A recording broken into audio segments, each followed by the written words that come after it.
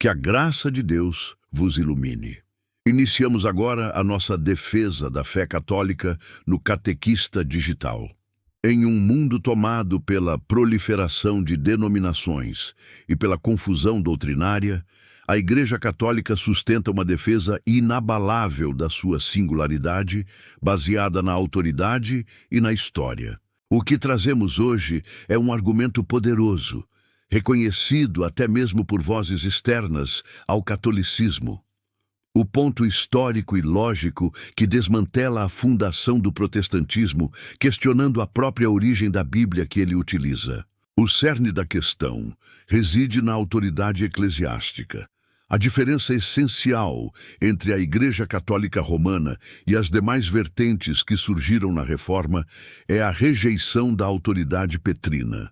Enquanto a Igreja Católica mantém a sucessão direta de São Pedro sob a liderança do Bispo de Roma, cujas proclamações ex-cátedra são vinculantes para a fé, o protestantismo rejeita essa hierarquia, adotando o princípio do sola scriptura, ou seja, a Escritura sozinha. Este princípio, contudo, esbarra em uma contradição histórica e lógica, que, segundo a análise em questão, é à prova de balas e não pode ser respondida pelos protestantes. O questionamento central é: quem definiu o cânon do Novo Testamento?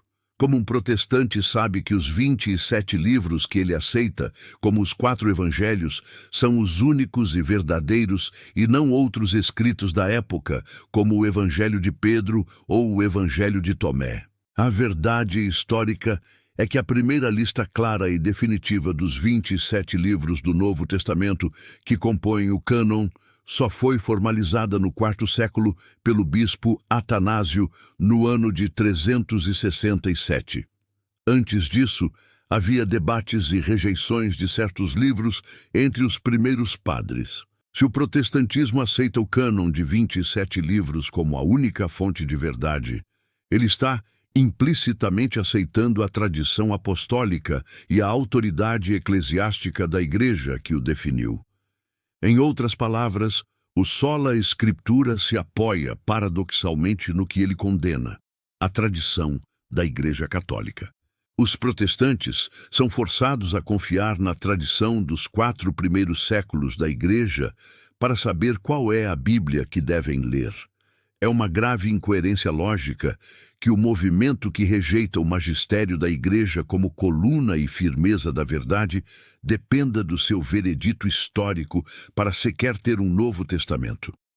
A rejeição da autoridade eclesiástica culmina em um caos doutrinário.